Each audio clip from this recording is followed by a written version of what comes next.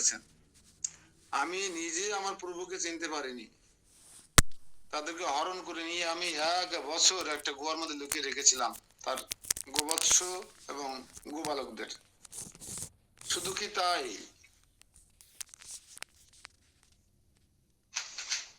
অনেক অপরাধ তার চরণে আমার হয়ে গেছে। তা নিজেদের দোষ ত্রুটি তুলে ধরে বলছিলে আমাদের, তখন বলছে তোমাকে যদি সত্যিকারে কারো গুণমহিমা কীর্তন করতে হয় তাহলে ত্রিভুবনের সর্বশ্রেষ্ঠ বৈষ্ণব শিবজি মহারাজের কাছে যাও। তিনি তার পত্নী সহধর্মিনী স্বর্গমর্ত পাতাল ত্রিভুবনের সর্বশ্রেষ্ঠ বৈষ্ণব এবং ভগবানের দ্বারা নিযুক্ত, মায়া নিয়ন্ত্রণ করছে, কন্ট্রোল করছে তাকে, অথচ সেই ত্রিভুবনের অধিষ্ঠাত্রী বা দায়িত্বপ্রাপ্ত পার্বতীর স্বামী অনেক শান সৈকত ঐশ্বর্যের মধ্যে থাকার কথা ছিল, কিন্তু শুধুমাত্র বৈরাগ্যের মহাপ্রকাশটা এবং শুধুমাত্র নিরিবিলি ভগবানের নাম কীর্তন করবার জন্য, ভজনা করবার জন্য তিনি কৈলাসে এক শীতলময় স্থানে অবস্থান করছেন। এবং তার বৈরাগ্য এই জগতে দৃষ্টান্ত স্বরূপ। তোমাকে যদি গুণকীর্তন কারো করতে হয় তার কাছে যাও, এরকম বিষয়টা নারদ মুনিকে বুঝিয়ে শুনিয়ে পাঠাবেন। এখন কোথায়? কৈলাসে। আমরাও তো আছি সেই নারদ মুনির সাথে, নাকি? নারদ মুনির সঙ্গে আমরাও কিন্তু আছি। আমরা এখন ব্রহ্মলোক থেকে কৈলাসে যাব, তাই তো? যাবেন তো? শীত বেশি কিন্তু, কম্বল টম্বল নিয়েন বেশি করে, কৈলাসে অনেক শীত। হ্যাঁ, আমরা যেহেতু হরে কৃষ্ণ প্রভু। হরে কৃষ্ণ। বলেন, এখান থেকে এই যে ব্রহ্মলোকে থেকে ওকে শিবলোকে পাঠিয়ে দিচ্ছে, এই ব্রহ্মার এই রকম আচরণ থেকে আমরা কি শিক্ষা পাই? শিবের প্রশংসা করছেন কেন? গা জ্বলে যাওয়ার কথা তো। শিবের নাম শুনলেই ব্রহ্মার, এরকম না? আমরা যেমন একজন ব্রহ্মচারী বা একজন সাধু আর একজন সাধুর নাম শুনলে গা জ্বলে যায় না? খারাপ লাগে না? সঙ্গে সঙ্গে মুখটা কালো হয়ে যায় না আমাদের? তার দোষ আছে তুলে ধরি না? তা ব্রহ্মা সেটা না করে উল্টোটা করলো কেন? এখান থেকে আমরা কি শিক্ষা পাই? প্রভু আসলে এটাই পুরো মানে কি বলবো, আমার তো আসলে সেভাবে বলতে পারবো না, তবে এটা হচ্ছে বৈষ্ণবের মহৎ গুণ প্রভু, নিজেকে ছোট করে অন্যকে বড় করে দেখানো। উত্তর ঠিক আছে। এটাই যে বৈষ্ণবের কর্তব্য হচ্ছে, কর্ম হচ্ছে অন্য বৈষ্ণবদের মহিমা কীর্তন করা, দোষ ত্রুটি ধরে তার গোষ্ঠী ষষ্ঠী পুজো করা নয়। হ্যাঁ, একজন বৈষ্ণব আর একজন বৈষ্ণব মহিমা কীর্তন করবে আর নিজের দোষ ত্রুটি খুঁটিয়ে খুঁটিয়ে তুলে ধরবেন, উপস্থাপন করবেন আরেকজন বৈষ্ণবের কাছে। হ্যাঁ, এটা হচ্ছে, এখান থেকে আমরা ব্রহ্মার কাছ থেকে এই শিক্ষা পাই। শিবজি ইন্দ্রদেব তো তাই করলেন, নিজের দশ ত্রুটি বিচ্যুতি ছিল, মাথা নত করে কান চেপে ধরে নিজের প্রশংসা না শুনে ব্রহ্মার প্রশংসা করেছিলেন, যে কারণে নারদ মুনি ব্রহ্মলোকে আসার একটা লোভ সামলাতে পারেননি। কিন্তু ব্রহ্মলোকে এসে একই অবস্থা দেখলেন, যে ব্রহ্মার স্তুতি করার পরে ব্রহ্মা নিজে নিজে যত দোষ ত্রুটি ছিল সেগুলো উপস্থাপন করে তিনি শিবের গুণমহিমা করতে লাগলেন। যেহেতু শিবের গুণমহিমা শোনার কারণে ব্রহ্মা নারদ মুনির লোভ হলো, আমি এবার শিব লোকে যাব, গিয়ে সরাসরি আমি শিবের মহিমা কীর্তন করব। এখন ব্রহ্মা শিব লোকে যাবেন, সরি নারদ মুনি।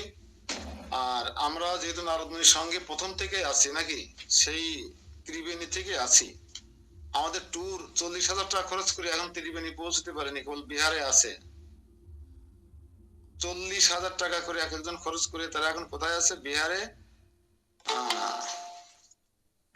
গয়া ধামে আছে, গয়া ধামে। আজকে তারা পিণ্ড দান টান কালকে করেছে হয়তোবা। তারপরে তারা যাবে বৃন্দাবনে, যাবো ওখান থেকে বৃন্দাবন, সেখান থেকে যাবে কুরুক্ষেত্র, সেখান থেকে যাবে সূর্যকুণ্ড, ত্রিবেণী, অযোধ্যা, রামঝোলা, লক্ষণঝোলা হয়ে রাজস্থানে আসবে। তারপরে আসবে কোথায়? পুরীতে আসবে, সেখান থেকে যদি সুযোগ পায় রেমোনা যাবে, রেমোনা হয়ে মায়াপুর ঢুকবে, তারপরে ব্যাক করবে বাংলাদেশে। 40,000 টাকা খরচ। আর আমরা নারদমুনি আমাদেরকে নিয়ে যাচ্ছেন, কোনো টাকা পয়সা নিচ্ছেন নারদমুনি? এরকম এরকম ট্যুর করতে হবে। হ্যাঁ, নারদমুনির মতো একজন শুদ্ধ ভক্তের সঙ্গে আমরা ট্যুর করছি, মহামুনি নারদের সঙ্গে, কিন্তু কোনো প্রণামই নিচ্ছে না। অবশ্য কোনো প্রসাদ হয়নি কোথাও, দেখি কি করা যায়, কৈলাসে গিয়ে পার্বতী মাতার হাতে যদি কিছু পাওয়া যায়। তো আজকে দুঃখিত, আমার ভুল করে খুলনা থেকে আমার সেই বৃহত্তর ভাগবত অমৃত আনতে মনে নেই। আজকে আসবে, গ্রন্থ পৌঁছাবে আমার কাছে আজকে এসে, ততক্ষণে মুকুল নন্দী পড়ো, আমি আলোচনা করে দেবো, অসুবিধা নেই।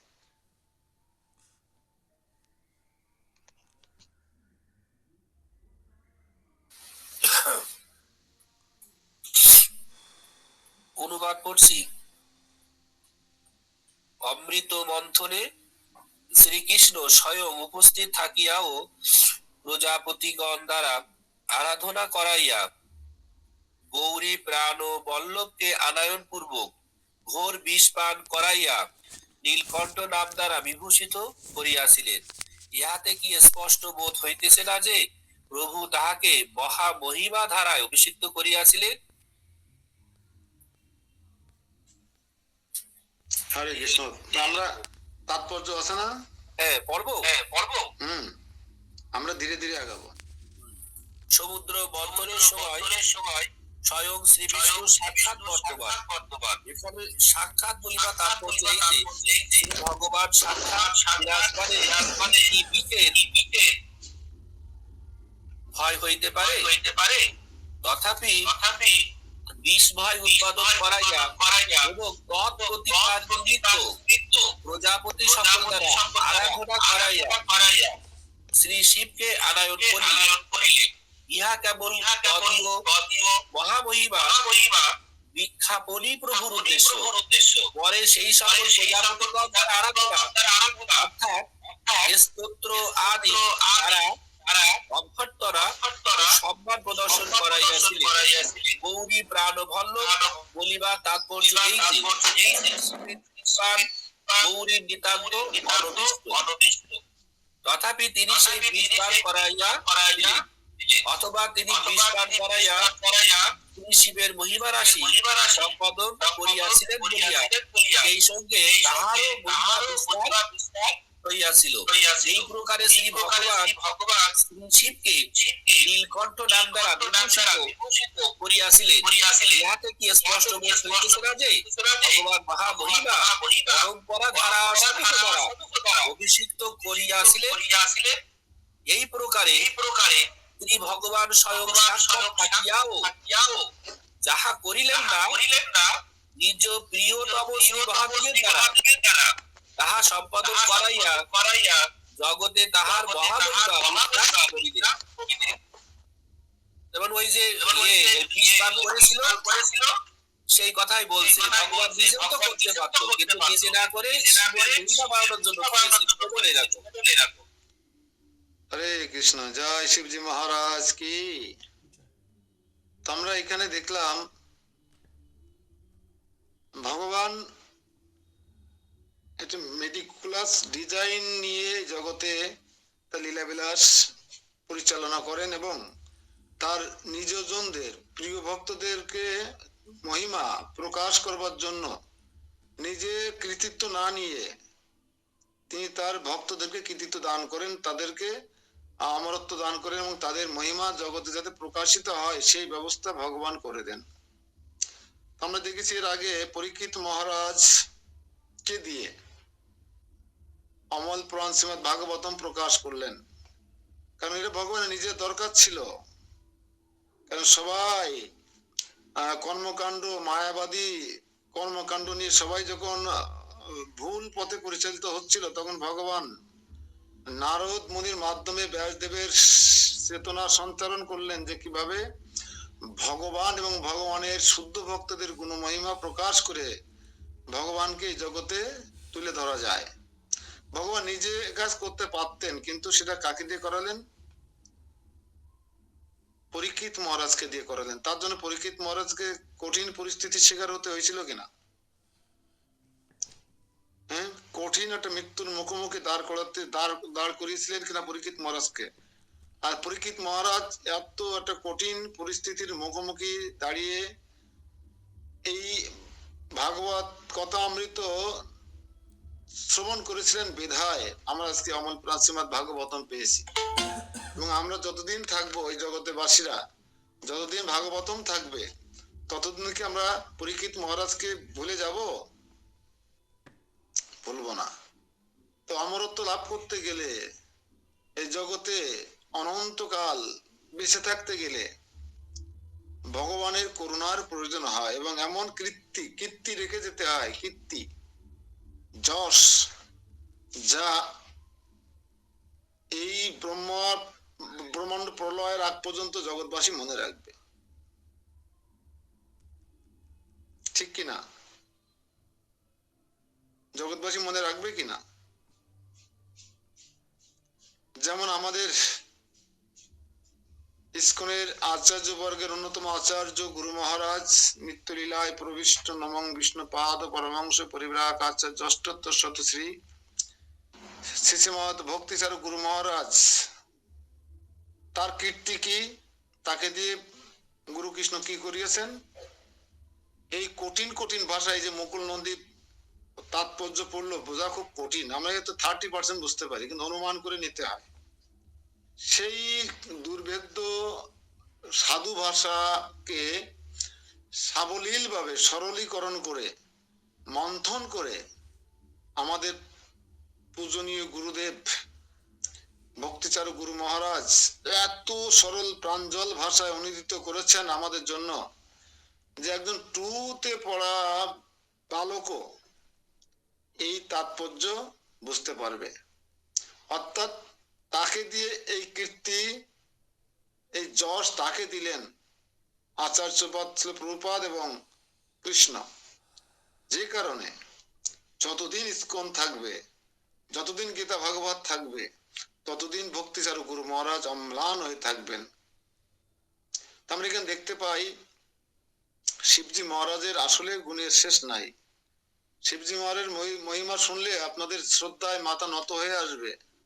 কেননা তিনি বলেছিলেন এই জগতে যা কিছু ভগবানের সেবায় লাগে না, যেগুলো জিনিস ভগবানের সেবায় লাগে না সেগুলো আমার, আর যা কিছু উত্তম উৎকৃষ্ট সাত্বিক তা সব ভগবানের চরণে নিবেদন করার জন্য, আর যেটা তামসিক, যেটা ভগবানের সেবায় লাগে না, সেটা আমি গ্রহণ করব। তো এখানে ভগবান নিজে যখন সমুদ্র মন্থন হচ্ছিল, ক্ষীর সমুদ্র যখন মন্থন হচ্ছিল, অনেক দেবতারা অসুররা অনেক পরিশ্রম করেছিল এবং সেখান থেকে ঘোড়া, চাঁদ, হ্যাঁ অনেক কিছু, লক্ষ্মী দেবী অনেক কিছু উঠেছিল এবং লাস্টে গরল যখন উঠেছিল, সেই হলাহল বিষ, এই বিষের নাম কি ছিল? বিষেরও কিন্তু নাম আছে, কালকুট বিষ, হলাহল বিষ। সমুদ্র মন্থনের সময় যে বিষ উঠেছিল সে হলাহল বিষ। এই বিষ বাষ্পের সাথে মিশে গিয়ে মানুষের শ্বাস শুদ্ধ করে মেরে ফেলে এবং অনেক দেবতা অসুররা মারাও গিয়েছিল, যেহেতু এই সর্পের মুখের দিকে ছিল, বাসুকী নাগের মুখের দিকে পড়েছিল এই মূর্খ অসুরেরা, আর চালাক দেবতারা নিয়েছিল বাসুকী নাগের লেজের দিকটাতে। আর যখন এই হলাহল বিষ উঠেছিল, তখন বিষ্ণু বা কৃষ্ণ চাইলে নিমিষে ওটাকে ভ্যানিশ করে দিতে পারতেন, কিন্তু তিনি, অথচ এই কাজে, এই সমুদ্র মন্থন কালে যে অমৃত উঠবে, সে অমৃতের ভাগ কি শিবজি মহারাজ পায় না? তিনি তো দেবাদিদেব, সে নেমন্তন্ন পায় না? পায় কিনা? তাকে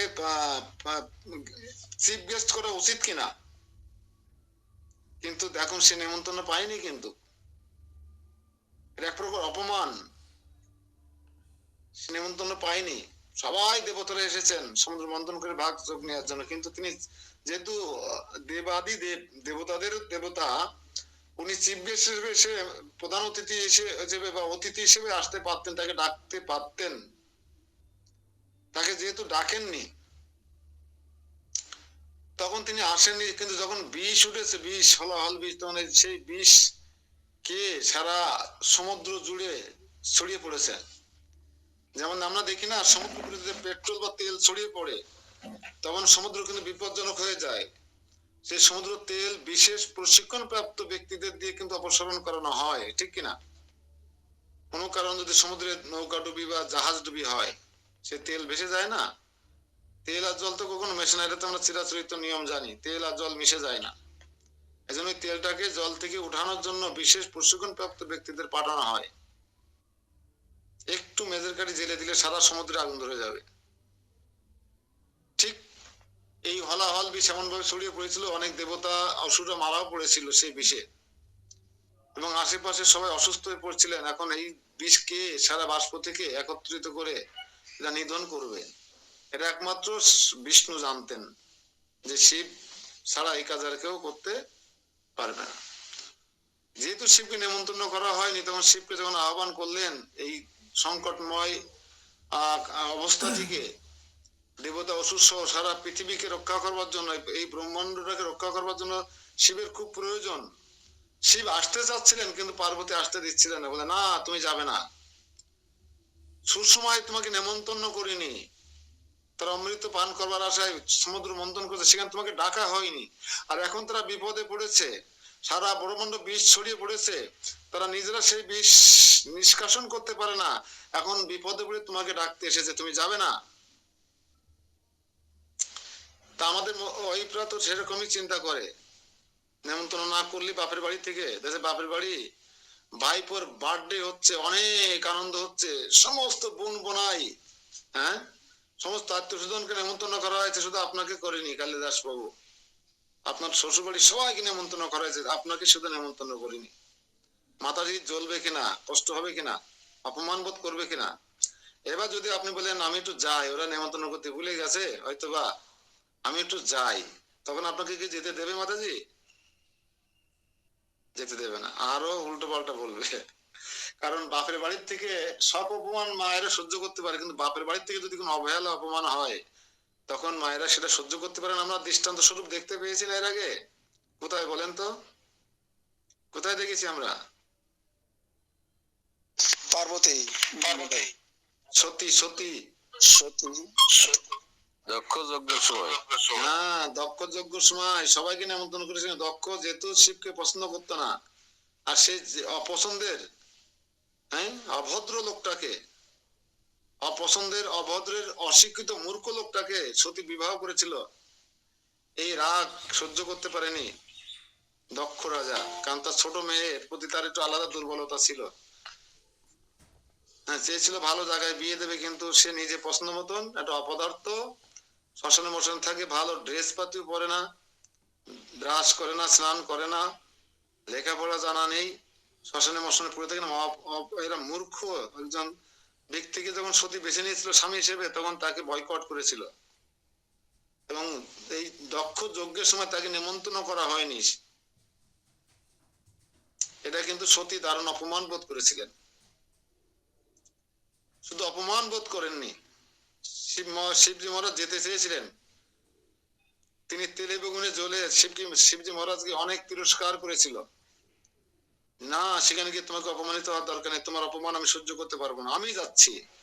এই তোমাকে নেমন্তন্ন না করার অপমানের সমুচিত জবাব দেওয়ার জন্য আমি যাব দক্ষর কাছে, আমার পিতার কাছে। গিয়ে দেখে সমস্ত বোনেরা গহনা গাটি পরে কি সুন্দর সেজে গুজে বাবার বাড়ি দক্ষ যজ্ঞ হচ্ছে, সবাই কি আনন্দে আছে, কিন্তু তার মা শুধু আনন্দ ছিল না। দক্ষের স্ত্রী, কি দক্ষের স্ত্রী কে ছিল বলেন তো? দক্ষের শ্বশুর মশাই কে, কে বলতে পারেন? হরে কৃষ্ণ প্রভু, প্রণাম। স্বয়ম্ভূ মনু প্রভু। হ্যাঁ, স্বয়ম্ভূ মনু। মনু 3 কন্যার 1 কন্যা বিবাহ করেছিলেন।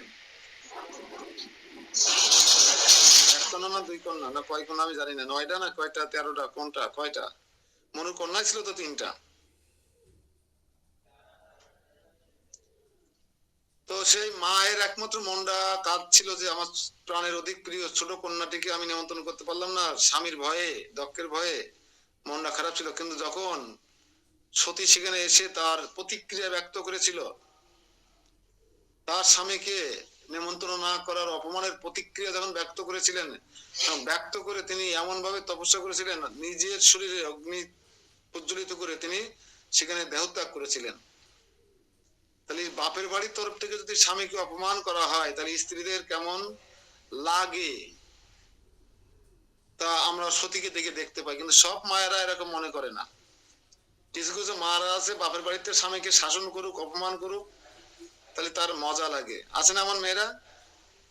কিন্তু সতী যারা, পতির প্রতি যাদের অচলা ভক্তি, সতীর মতো ভক্তি যাদের শিবের প্রতি, এরকম মায়েদের গা জ্বালা পোড়া করে যদি স্বামী শ্বশুর বাড়ির থেকে অপমান বা অবহেলা করে স্বামীর প্রতি। কিন্তু এখন 99% মায়েরা মনে করে মানে যা চেয়েছি তা আমি পাইনি, এর গান গাই না মাঝে মাঝে, যা পেয়েছি তা আমি চাইনি, এই জন্য স্বামীর সাথে খুব একটা ভালো সম্পর্ক থাকে না। যদি ফেসবুক ফেসবুক আমাদেরকে আরো এগিয়ে দিচ্ছে, স্বামীর কাছ থেকে দূরে সরে নিয়ে যাচ্ছে অ্যান্ড্রয়েড ফোন। তাই বাপের বাড়ির লোকজন যদি অপদার্থ বলে স্বামীকে বা খারাপ কিছু বলে বা অপমান করে নিমন্ত্রণ না করে, তাহলে এখনকার মেয়েরা আনন্দ পায়।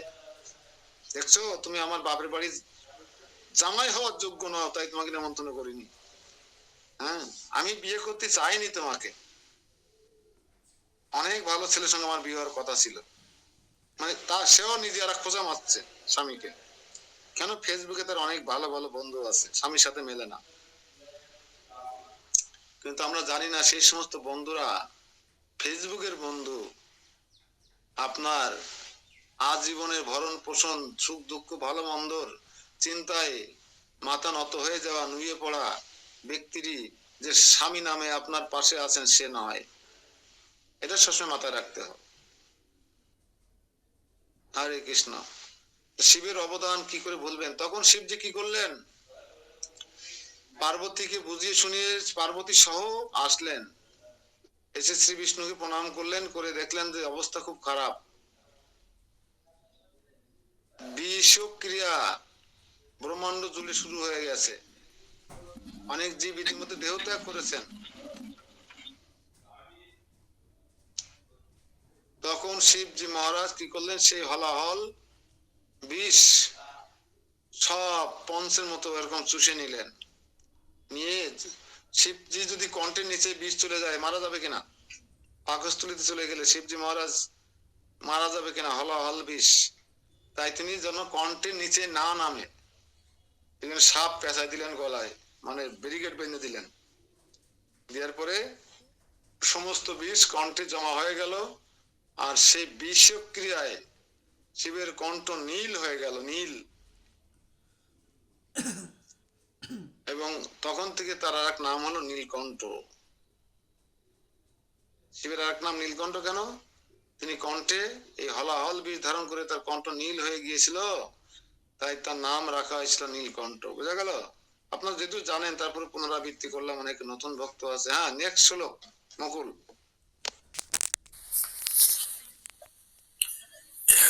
91। হে মুনে, শ্রী শিবের প্রতি শ্রীহরি দয়ালত্ব পুরাণ সকল গান করিয়া থাকেন, তাহা তুমিও জ্ঞাত আছো, স্মরণ করিয়া দেখো। তাৎপর্য: তাহাই পুরাণানি ইত্যাদি শ্লোকে বলিতেছেন শ্রী শিবের প্রতি শ্রীহরি দয়ালুত্ব পুরাণাদি গান করিয়া থাকেন, অতএব আমার কথিত শ্রীহরির পরম বাৎসল্য আদি তুমিও জ্ঞাত আছো, কেবল আমি নহি। আর তাহার অনন্য মহিমা অর্থাৎ শ্রী রুদ্র হইতে শ্রী ভগবানের উত্তম পুত্রবর গ্রহণ আদির বিষয়ও জ্ঞাত আছো। হে মননশীল, সম্প্রতি তাহা হৃদয়ে স্মরণ করিয়ে দেখো। মানে পুরাণে শ্রীহরির প্রতি যে সেইটাই বলা হচ্ছে। তো এমন জীবন করিবে গঠন, মরণে হাসিবে তুমি কাঁদিবে ভুবন। তা শিবজি মহারাজের ত্যাগের মহিমা এত ভাষ্য যে পুরাণে শিবের নামে একটা পুরাণ আছে, শিব পুরাণ, এবং অন্যান্য পুরাণেও শিবের গুণমহিমা কীর্তন করেছেন স্বয়ং বিষ্ণু। পুরাণেও ভগবান শ্রী বিষ্ণু এই রুদ্র শিবের মহিমা কীর্তন করেছেন। দেখুন, বাঁশি পচা গন্ধ পুতিময়, হ্যাঁ, দুর্বেদ্য, ভাং গাঁজা বা এই যেহেতু যেটা ভগবানকে নিবেদন করার উপযুক্ত নয়, ধুত্রার ফুল, যে ধুত্রার ফল খেলে মানুষ পাগল হয়ে যায়, এই সমস্ত যেগুলা ভগবানকে নিবেদন করা যায় না, সেটাই ভগবান শিব তার পূজা দ্রব্য হিসেবে নির্ণয় করে দিয়েছেন। আর সুগন্ধ যুক্ত পুষ্প, পত্রং পুষ্পং ফলং তহং, হ্যাঁ, দুগ্ধ জাতীয় সমস্ত জিনিস সবকিছু ভগবানকে নিবেদন করার জন্য নির্দেশ দান করেছেন। ভগবান শ্রী বিষ্ণু কাদের নিয়ে থাকে, কৃষ্ণ কাদের নিয়ে থাকে? তাদের শুদ্ধ ভক্তদের নিয়ে থাকে, ঠিক কিনা? নারদ মুনি মতন এরকম ভক্তদের নিয়ে ভগবান থাকেন। কিন্তু শিবজি মহারাজ কাদের লালন পালন করেন? সবচেয়ে খারাপ যারা, মানে নিকৃষ্ট যারা, ভূত প্রেত যক্ষ রক্ষ রাক্ষস আদি, এদেরকে নিয়ে শিবজি মহারাজ এক পাশে থাকে। যেখানে থাকলে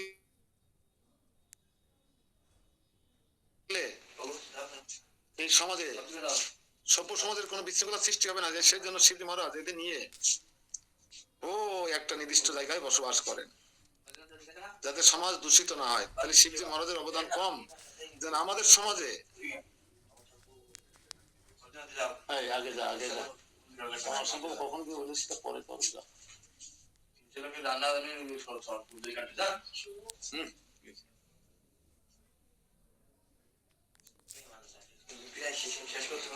তো শিবজি মহারাজ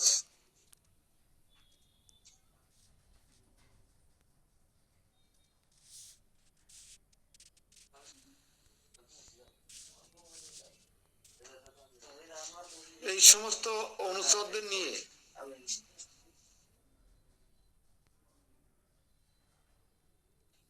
এক সাইডে থাকতেন, এবং যারা দেবতা সাধু সন্ত তাদের নিয়ে ভগবান থাকেন।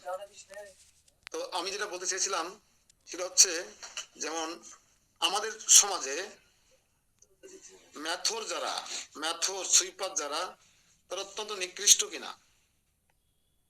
আসে নাই।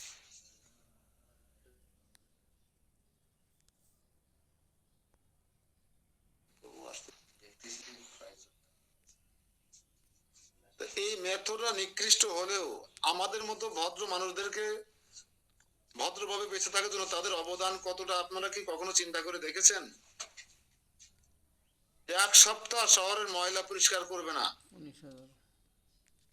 এক সপ্তাহ তারা ডাস্টবিনে হাত দেবে না, এক সপ্তাহ আপনার বাড়িতে, আপনার ঘরে, আপনার বাড়ির সামনে ড্রামে ময়লার যে আছে তাতে হাত দেবে না, তারা ড্রেন আদি পরিষ্কার করবে না। আপনারা শহরে ভদ্রলোকেরা বসবাস করতে পারবেন তো? গ্রামের কথা না, শহরের ভদ্রলোকেরা বসবাস করতে পারবেন তো? পারবেন না। শহরটাকে ভদ্র রাখার জন্য, শহরটাকে কলুষ মুক্ত রাখার জন্য, শহরটাকে দুর্গন্ধ পুঁতিময় থেকে মুক্ত রাখার জন্য এই মেথর বা সুইপারদের অনবদ্য অবদান আমরা কখনো স্বীকার করি কি? আমরা শুধু তাদের অপর দিকটা দেখি, যে তারা নোংরা জীবন যাপন করে, তারা কেমন এটা ওটা খায়, কিন্তু ভালোটা তো একবারও স্বীকার করি না। কিন্তু আমাদের সমাজে এমন ব্যক্তিরা আছে, শিবজি মহারাজ কিন্তু এই জগৎটাকে ক্লিন করে রাখে, সভ্য পরিবেশ দূষণ যাতে না হয় সেজন্য তাদের অনুচরদেরকে, ভূত প্রেত রক্ষ যক্ষ যারা রাক্ষস আছে তাদেরকে আলাদা করে রাখে, এবং বাসি পচা মদ দুর্গন্ধময় যত কিছু খারাপ কিছু আছে সেগুলো নিজে গ্রহণ করে সমাজে ভালো গুলো ডেলিভারি দেয়। অথচ কিছু লোক আছে শিবের এই খারাপ দিকগুলো তুলে ধরার চেষ্টা করে, তার নিন্দা মন্দ করে। এবং শুধু তাই নয়, অনেক আছে শিবের চরিত্র সম্পর্কে এমন ভাবে বাজে বাজে কথা বলে, যা সভ্য মানুষের মুখ দিয়ে এই অসভ্য ভাষা কখনো বের হতে পারে না, এমন ভাষা ব্যবহার করা হয় শিবের ব্যাপারে। হ্যাঁ, শুধু তাই নয়, অন্যান্য সম্প্রদায়ের লোকদেরকে এমন ভুল মেসেজ পাঠানো হয়েছে শিব পার্বতী সম্পর্কে বা শিবের চরিত্র সম্পর্কে, যেটা সাধারণ ভক্তরা মেনে নিতে পারেন না। তাহলে নোংরা ঘাটা কাক এই জগতে থাকবে, থাকবে না? আর সুন্দর কণ্ঠে কোকিলও থাকবে। এখন আপনি কাক হবেন না কোকিল হবেন, সেটা সম্পূর্ণ নির্ভর করছে আপনার সঙ্গ, চেতনা, কার্যক্রম, চিন্তা চেতনা, বুদ্ধিতা, এইগুলোর উপর নির্ভর করছে আপনি কাক হবেন না কোকিল হবেন। কারণ মিলন প্রভু জানেন কাক কোথায় বসে আর কোকিল কোথায় বসে?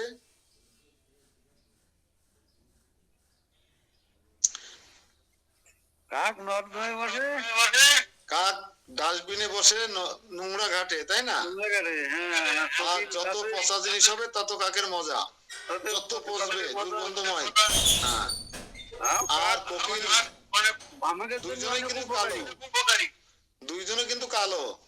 কোকিল কোথায় বসে?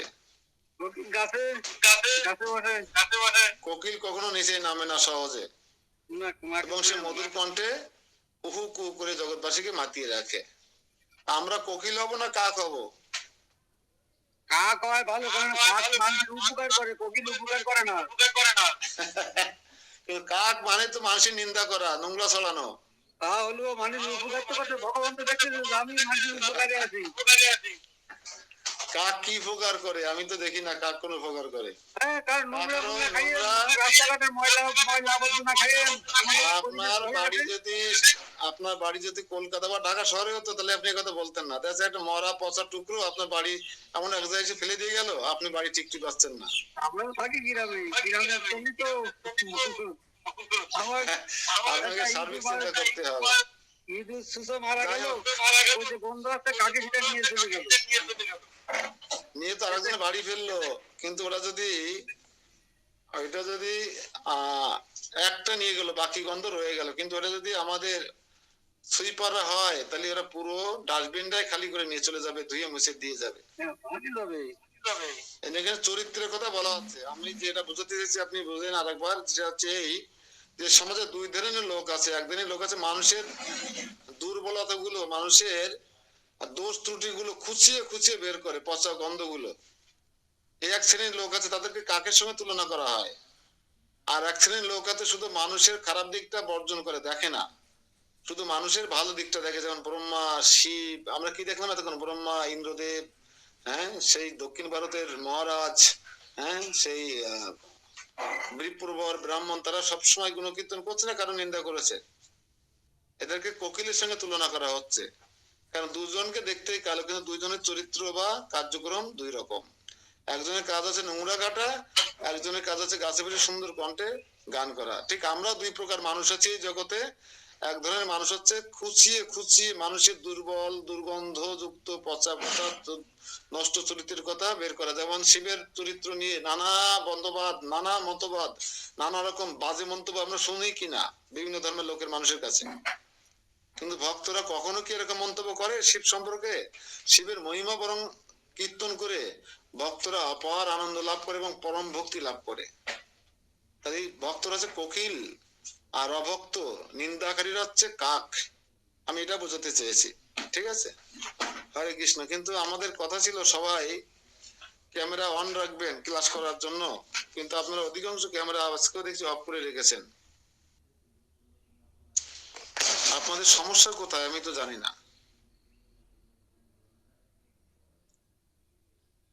ক্যামেরা যারা অফ করে রেখেছেন তারা ভালো করে ক্লাস করেন না, এটাই বুঝে নিতে হবে আমাদেরকে। শুধুমাত্র আমাকে খুশি করবার জন্য বা সন্ত অ্যাটেন্ডেন্স দেওয়ার জন্য আপনারা ক্যামেরা অন করে আপনারা কেউ ঘুমিয়ে পড়েছেন, আর না কেউ দূরে কোথাও চলে গেছেন, এটাই মনে হবে আমার কাছে। বই পড়া হচ্ছে কপিল মুনি, আলোচনা করা হচ্ছে নপড়া থেকে, আর আপনারা যদি সামনে না থাকেন তাহলে আমারও তো মন এদিক ওদিক চলে যেতে পারে, তাই না? হরে কৃষ্ণ প্রভু চোখ রেখে কথা শুনতে হয়। হ্যাঁ, বলছি আমি কিন্তু রান্না করতেছি। রান্না করবেন আর ক্লাস করবেন। আমরা রান্না দেখবো না কি কি রান্না হচ্ছে, ভালো হলে চলে যাব। 20 মিনিটের ব্যাপার মাত্র যেতে। হ্যাঁ, নেক্সট হলো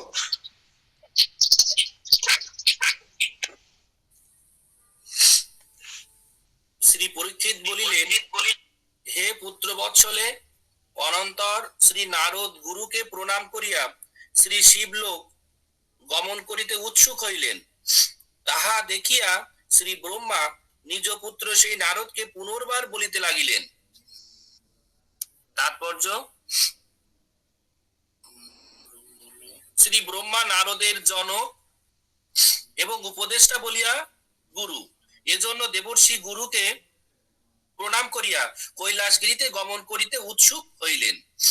কিন্তু শ্রী ব্রহ্মা সর্বজ্ঞ বলিয়া তাহার হৃদয় বৃত্তি বুঝিতে পারিলাম, কিংবা ব্রহ্মলোক হইতে ভূলোক গমনের জন্য বারবার অধদৃষ্টি এবং কৈলাসগিরির দিকে অবলোকন আদি লক্ষণে তাহাকে কৈলাসগিরি গমনে উদ্যত দেখিয়া ব্রহ্মা নিজ পুত্র সেই নারদকে পুনর্বার বলিতে লাগিলেন, শ্রী পরীক্ষিত, হে পুত্র বৎসলে, আপনি যেরূপ স্নেহ ভরে আমাকে অনুগ্রহ করিয়া থাকেন, তদ্রূপ তিনিও দেবর্ষির প্রতি বাৎসল্য ভরে বলিতে লাগিলেন। এখানে আমরা দেখতে পাচ্ছি ব্রহ্মাশ্রী মুখে, ব্রহ্মার মতো কোনো শুদ্ধ ভক্তের মুখে বা শুদ্ধ গুণাবতারের মুখে শিবজি মহারাজের মহিমা শ্রবণ করে এমন ভাবে অনুপ্রাণিত হয়েছেন নারদ, যে যেহেতু নারদের জনক এবং গুরু, গাইডলাইন প্রদান করেন ব্রহ্মা, সে ব্রহ্মাকে গুরু রূপে প্রণাম করে তড়িঘড়ি করে যখন বেরিয়ে যাবেন কৈলাসের উদ্দেশ্যে। কৈলাস কোন লোকে? কৈলাস কোন লোকে কে বলতে পারেন? আর ব্রহ্মা আছে নারদ মুনি এখন আছে কোথায়? আপনারা আছেন কোথায় আর যাবেন কোথায় বলুন?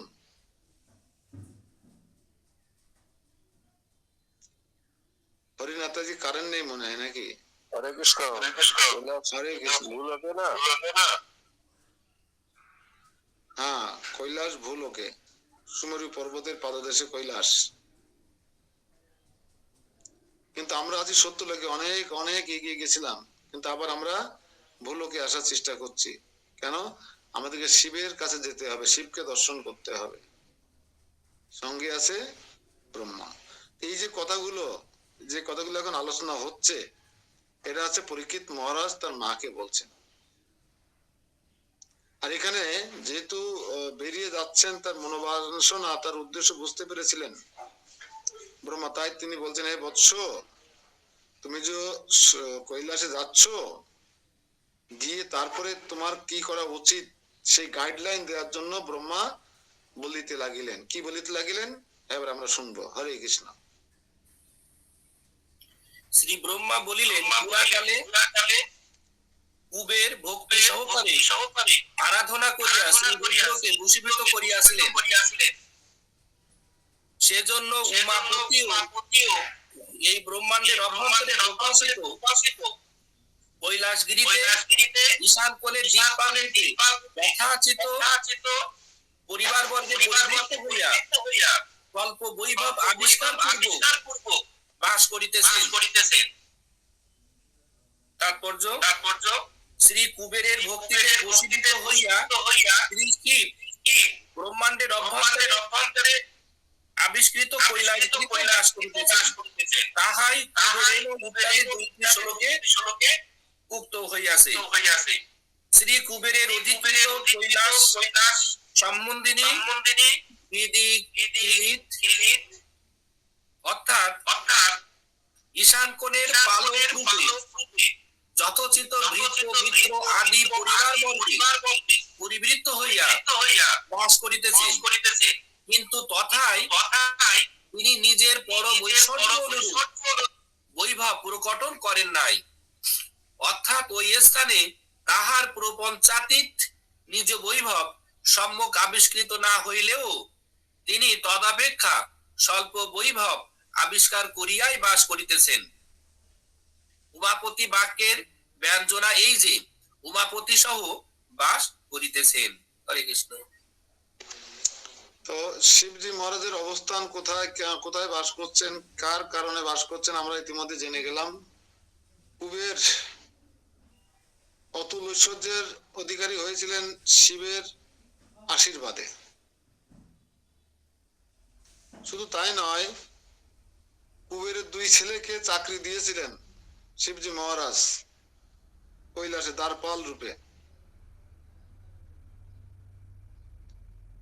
তো কতটা সন্তুষ্ট হলে কুবেরের প্রতি শিবজি মহারাজ, আর দুইটা করেছে, একটা হচ্ছে অতুল ঐশ্বর্য দান করেছিলেন কুবেরকে, ধন কুবের বলা হয় না, অতুল ধন দান করেছিলেন, আর সাথে সাথে দুই ছেলেকে চাকরি দিয়েছিলেন কৈলাসে।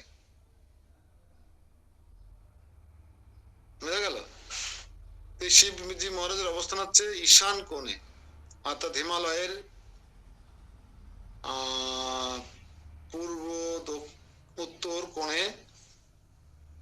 সেখানে তিনি অতুল ঐশ্বর্যের সহিত বসবাস করছেন না, অত্যন্ত বৈরাগ্য পরাকাষ্ঠা রূপে তিনি সেখানে অবস্থান করছেন। তবে কিছু ঐশ্বর্য তিনি প্রকাশ করেছেন সেই স্বর্ণময় কৈলাসে, সাধারণ কেউ বা কোনো বিজ্ঞানী এখনো পর্যন্ত পৌঁছাতে পারেনি, আর হয়তো পারবেও না। শিবজি মহারাজ যেহেতু সেখানে অবস্থান করছেন, আর কি সেখানে এত শীত, সবসময় বরফে ঢাকা থাকে, এই জন্য সেখানে তপ্ত কুণ্ড আছে। তপ্ত কুণ্ড, এত শীতের মধ্যে একটা কুণ্ড আছে, সেই কুণ্ডটা জল টকবক করে ফোটে। অনেক সাধু বাবারা যদি সেখানে যায়, তারা আসলে গামছার আসলে চাল বেঁধে সেখানে ধরলে কিছুক্ষণ পরে সেটা ভাত হয়ে যায়, অন্ন হয়ে যায়। তো শিবজি মহারাজ যেহেতু উমাকে নিয়ে, পার্বতীকে নিয়ে সেখানে বসবাস করেন, কার্তিক গণেশকে নিয়ে সেখানে বসবাস করেন, লক্ষ্মী সরস্বতীকে নিয়ে, তো সেখানে এই তপ্ত কুণ্ড একটা ঐশ্বর্য সম। এই অতপ্ত কুণ্ডে তারা স্নানাদি করে। এই হচ্ছে শিবের বাসস্থান এবং তার সিম্পল লাইফ, কিন্তু হাই থিঙ্কিং।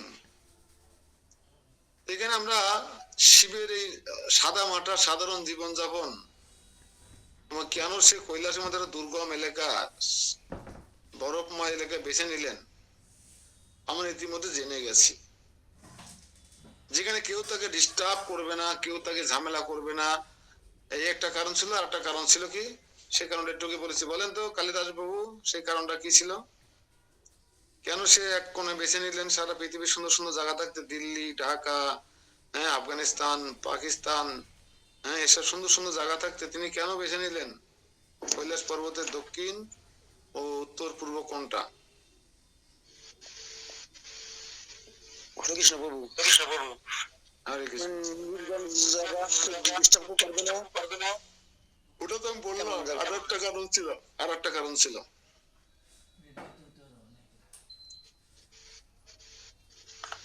হরে কৃষ্ণ প্রভু। হরে কৃষ্ণ, বলেন মাতাজি। তার সঙ্গে তার জন্য ইয়েস, সঠিক উত্তর। আচ্ছা, ধরেন আপনার বাড়িতে আপনার মেয়ের বিয়ে হচ্ছে, যেহেতু মেয়ের বিয়ে ঠিক হয়নি, এখন বিয়ে দেওয়ার মতো হয়নি, মেয়ের বিয়ে হচ্ছে, ভালো ভালো স্ট্যান্ডার্ড সাধুদের নিমন্ত্রণ করেছেন, সব চকচকে সাদা চকচকে লাল কাপড় পরা সাধুরা আপনার বাড়ি ভরে গেছে। হ্যাঁ, দেখা গেল 10 জন মেথর ভেতর নিয়ে নর্মাল কিছু লোক, অ্যাবনর্মাল লোক কিছু লোক আপনার বাড়িতে এসে পড়েছে। আপনি কি সবাইকে এক জায়গায় করবেন না তাদের জন্য আলাদা ব্যবস্থা করবেন অন্য কোনো বাড়িতে? তাদের লিডার আমি নিয়ে এসছি মেথরপটি থেকে সবাইকে, শ্রীপাদদের। আপনি কি বলবেন না যে প্রভু তাহলে এদের নিয়ে আপনি পাশের বাড়ি বসুন, আমি ওখানে প্রসাদ পাঠিয়ে দিচ্ছি, নাস্তা পাঠিয়ে দিচ্ছি, বলবেন কিনা? তা ঠিক আমি শিবজি মহারাজ যে কাজটা করেছিল একটু আগে বলেছিলাম, আপনারা ধরতে পারেননি, সে মাম্পি ধরেছে। সেটা হচ্ছে এই সময় দক্ষ রক্ষ রাক্ষস পিশাচ ভূত প্রেত এরা তো অসভ্য জগতের মতন, ঠিক আছে, এরা উৎপাত করে, হ্যাঁ, এরা চিৎকার চেঁচামেচি করে, এরা একে অপরকে আক্রমণ করে, একে অপরকে মল ছুড়ে মারে, মলমূত্র ছুড়ে মারে। তো এটা এদের নিয়ে কি সভ্য জগতে বসবাস করা যায়? প্যান্ডেলে প্রসাদ পাওয়া যায় একসাথে? এই জন্য এদের নিয়ে আমি আলাদা এক বাড়িতে চলে গেলাম, প্রভু আমার জন্য প্রসাদ পাঠিয়ে দিয়ে নি, পাশে আমরা দেখবো না এদের নিয়ে, এরা আপনার ওই প্যান্ডেলে যাবে না। ভালো কাজ করলাম না খারাপ কাজ করলাম পুরো সমাজের জন্য? ভালো না খারাপ হলো এটা? আমি সহ্য করতে পারি, সবাই সহ্য করবে কেন?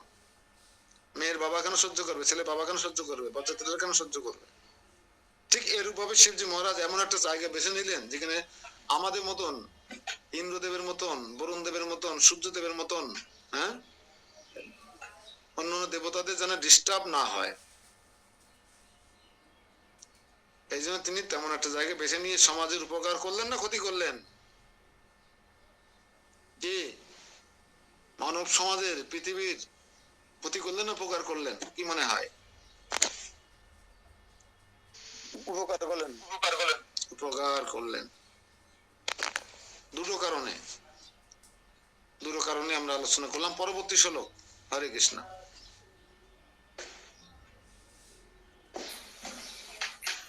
ভগবান শ্রীকৃষ্ণ যেরূপ মা বিদুষ দেবতাদের ভক্তিতে বশীভূত হইয়া আমার এই সত্যলোকে ও স্বর্গাদিতে লীলা উপযোগী স্বল্প বৈভব আবিষ্কার বাস করিয়া থাকে, শ্রী মহাদেব তদ্রূপ কৈলাসগিরিতে লীলাযোগ্য স্বল্প বৈভব আবিষ্কার করিয়া বাস করিতেছেন। হরে কৃষ্ণ। বলো। তাহার দৃষ্টান্ত প্রদর্শন করিতেছেন। শ্রীকৃষ্ণ যেমন মা বিদুষ আধিকারিক দেবতাদিকে ভক্তিতে বশীভূত হইয়া তাহার লোকে ও স্বর্গ আদিতে যথোচিত লীলাদি আবিষ্কার পূর্বক বাস করিয়া থাকে, এখানে মা বিদুষা বহুবচনে পোষ্য আদিও গৃহীত হইয়াছেন। আর স্বর্গাদি বলিতে স্বর্গের অধস্থান, দুর্লোকাদি ঊর্ধ্বলোক, মহরলোক আদিও গ্রহণ করিতে হইবে। যথোচিত বলিতে বসতির উপযোগী লীলা পরিচয় পরিবার আদি বৈভব আবিষ্কার করিয়া থাকেন, বুঝিতে হইবে।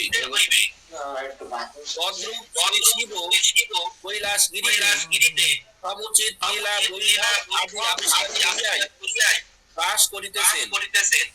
অর্থাৎ লীলা অনুরূপ বর্গে পরিবৃত্ত হইয়া এবং নিজে যাদৃশ বৈভব প্রকাশের উপযোগী তাদৃশ প্রভাব ও লীলা বৈভব আদি আবিষ্কার পূর্বক ক্রীড়া করিয়া থাকে। অতএব ঈশান দিকবর্তী কৈলাসগিরি গমন করিয়া তিনি মহাদেবের দর্শন করো, তবে দর্শন করিলেই যে মত কথিত তদীয় মহামহিমা অতিশয় সম্যক জ্ঞাত হইবে তাহা বলা যায় না।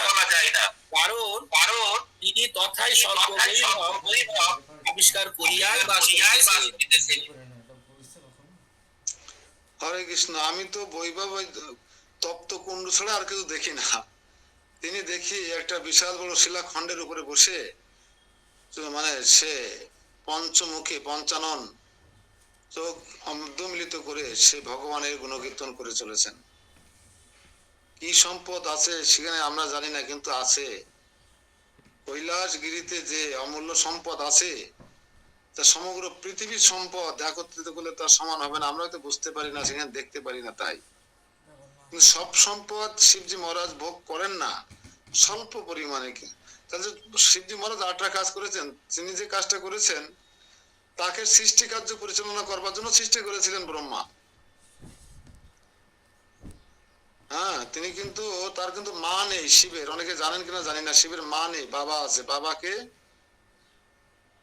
ব্রহ্মা। ব্রহ্মার নাসারন্ধ্র থেকে, না সরি, ব্রহ্মার ভ্রু যুগল থেকে, তৃতীয় নয়ন থেকে যেটা বলে, সেখান থেকে রুদ্রের সৃষ্টি হয়েছিল। ভাগবতমে গেলে আমরা বুঝতে পারবো। পরম ভাগবতমে যখন যাব, ব্যাসদেবের একটা অধ্যায় আছে। তো ছোট্টটা শিশু নীলাভ বর্ণের আবিষ্কৃত হয়েই তিনি কান্না করতে লাগলেন, আর প্রভুকে বলতে লাগলেন, হে পিতা, হে প্রভু, আপনি আমাকে কেন সৃষ্টি করেছেন? এখন আমার কি করা উচিত? আমি কোথায় বাস করব? আমার কার্য কি? আমার সেবা কি? আপনি বলুন। তখন ব্রহ্মা বলেছিলেন, আমি তোমাকে প্রজা সৃষ্টি করার জন্য আদেশ দিচ্ছি, তুমি প্রজা সৃষ্টি করো। এই আদেশ পেয়ে শিব সবাই দেবতা, পক্ষী, বিভিন্ন জীব সৃষ্টি করতে লাগলো। দক্ষ আদি হাজার হাজার সন্তান উৎপাদন করতে লাগলো। শুধুমাত্র স্বয়ংভব মুনির 3 কন্যাই তো জগৎ ভরে ফেললো। আমরাও কিন্তু তাই। আমরা কিন্তু স্বয়ংভব মনুর কন্যা নাকি না নাতি নাতনি, সম্ভব মুনির নাতনি বিয়ে করেছিলেন কশ্যপ মুনি। দ্বিতীয় অদিতি কার কন্যা ছিল?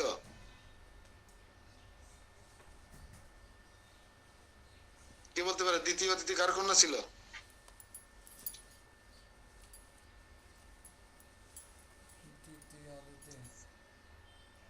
মনে পড়ে দ্বিতীয় অদিতি কার কন্যা ছিল?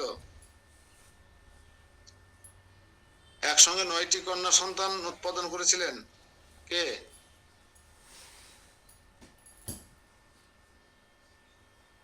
ছোট জামাই মনুর কে? আর কর্দমমুনি আর দেবতী। কর্দমমুনি আর দেবতীর জামাই হচ্ছে কশ্যপ মুনি। মাত্র ভাগে পাইছিলেন 2টি কন্যা।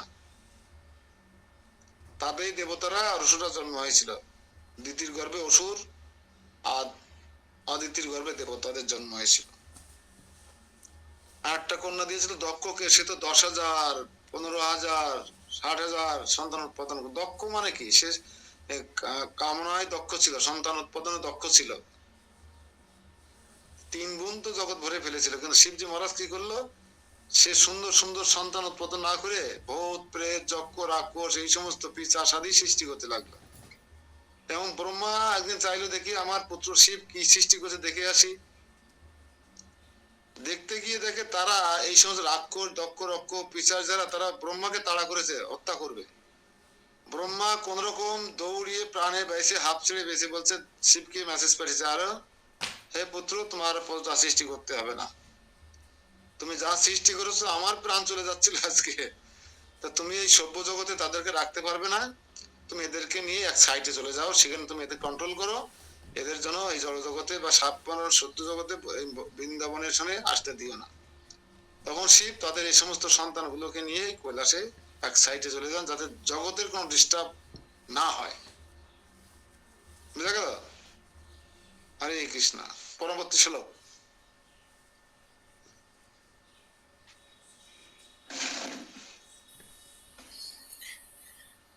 এক্ষণে বায়ু পুরাণের পর বলিতেছি, শ্রবণ করো। এই ব্রহ্মাণ্ডের আদি সপ্ত আবরণের বহির্ভাগে যে শ্রী মহাদেব লোক বিরাজ করিতেছেন, তাহা নিত্য সুখময় ও সত্য স্বরূপ। তাহার উত্তম সেবক সকলেই ওই লোক লাভ করিয়া থাকেন। তাৎপর্য: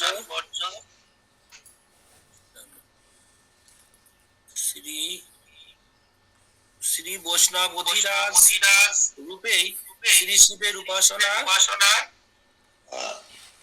তাৎপর্য: আচ্ছা, ওই কৈলাসগিরিতে যদি সর্ববৈভব প্রকাশ হয়, তাহা হইলে তাহার মহা ঐশ্বর্য হইলে অন্য লোক কোথায় বর্তমান হইয়াছে, এই অপেক্ষায় বলিতেছেন শ্রী মহাদেব ইত্যাদি ব্রহ্মাণ্ড কটাহে পৃথিবী আদি সপ্তাবরণের বহির্ভাগে যে শিবলোক বিরাজ করিতেছে, তাহা নিত্য অবিনশ্বর, অর্থাৎ ব্রহ্মাণ্ড নশ্বর আর নায়িক নহে, নিত্য সত্যরূপ।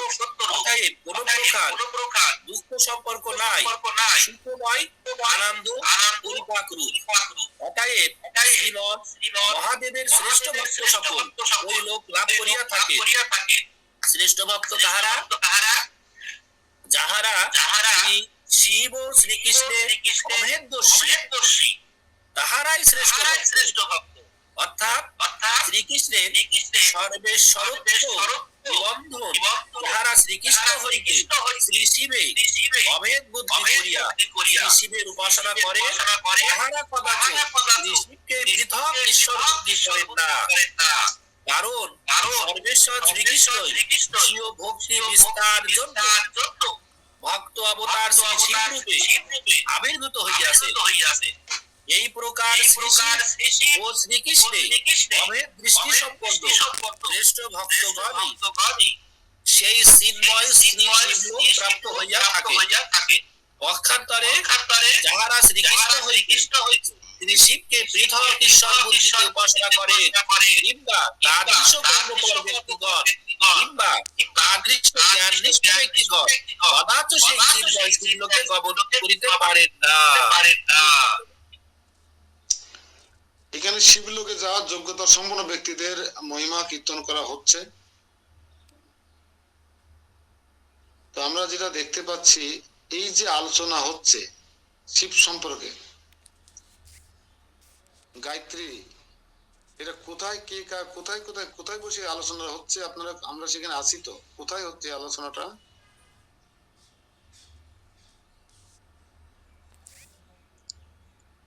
কে কাকে বলছে? কোথায় আলোচনা হচ্ছে? হ্যাঁ, সত্যলোক। কে কাকে বলছে কথাগুলো? এই যে শিবের সম্পর্কে আগের থেকে ধারণা দিয়ে দিচ্ছে, কে কাকে?